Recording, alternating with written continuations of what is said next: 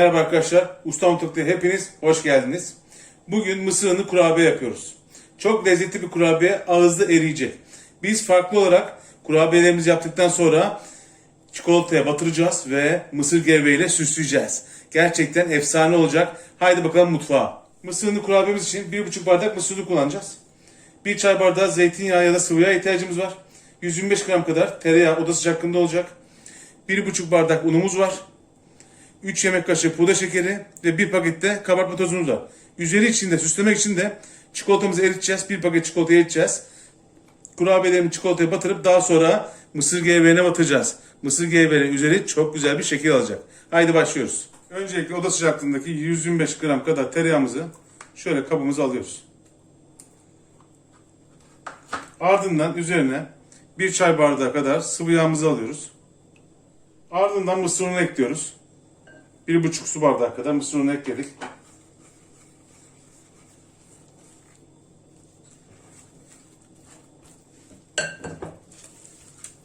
Geri kalan yarım bardağımızı da ekliyoruz. Şöyle güzelce karıştırıyoruz.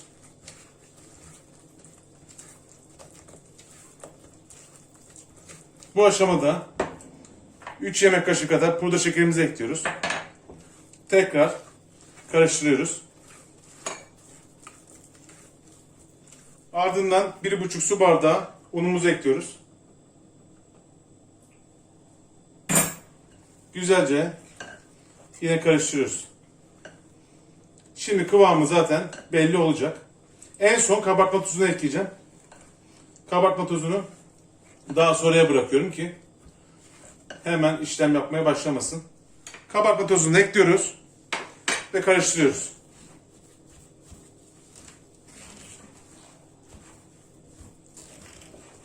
Tüm malzeme içine girdikten sonra elimizin yardımıyla şöyle güzelce yoğurmaya başlıyoruz.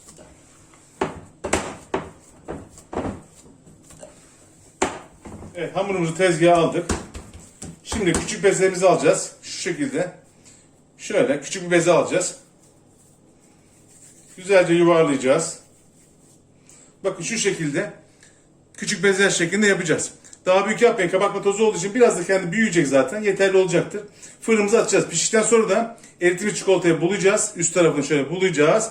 Ve daha sonra da ne yapacağız? Mısır gevreğine bastırıp üzerini süslemiş olacağız. Haydi fırına. Kurabiyelerimiz hazır. Ben bu tariften 24 adet böyle yumak çıkardım. Bunları güzelce yağlı kağıdıma dizdim. Şimdi ne yapıyoruz? 170 derecede ısıttığımız fırınımıza 25-30 dakika pişmeye gönderiyoruz. Tabii fırından fırına bu değişir. Fırınınıza göre uzayabilir de kısalabilir de. Benim fırında 25-30 dakikada pişiyor.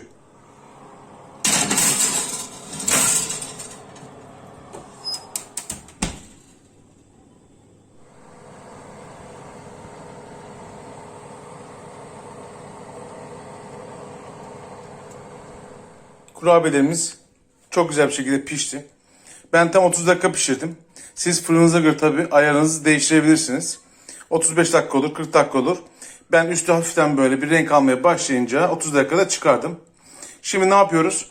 Çikolatamızı eritiyoruz ve bu arada kurabiyelerimizi biraz soğumaya bırakıyoruz. Çikolatamızı eritmek için de şöyle bir tava aldım. İçine su doldurdum. Siz tencereye de koyabilirsiniz. Altını yakıyorum. Ve çikolatamı şöyle kaseyle beraber suyun içine bırakıyorum. Bu kendi burada yavaş yavaş eriyecek. Eridikten sonra da kurabiyelerimizi batırmaya başlayacağız. Çikolatamız şimdiden erimeye başladı bile. 5 dakika bile olmadı. Güzelce erittik. Şimdi bunu kenara alacağız. Soğuyan kurabiyelerimizi batırıp daha sonra da mısır gevreğiyle buluşturacağız. Evet, soğuyan kurabiyelerimizi şöyle alıyoruz. Önce şu erittiğimiz çikolataya batırıyoruz. Daha sonra buradaki mısır gevreğimize batırarak süslüyoruz. Evet, gördüğünüz gibi gerçekten çok güzel oluyor. Görüntüsü de mükemmel. Tadı zaten şahane olacak. Bu şekilde hepsini çikolataya buluyoruz. Daha sonra mısır gevreğimize buluyoruz.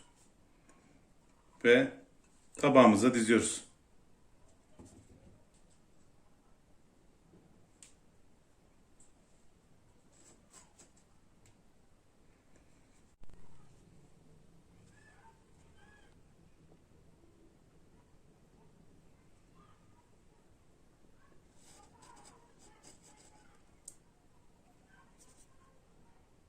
Mısırlı kurabiyelerimiz hazır. Çikolatalı ve mısır gevrekli süsledik. Gerçekten güzel oldular. Şimdiden ellerimize sağlık. Bir dahaki tariflerde görüşmek üzere.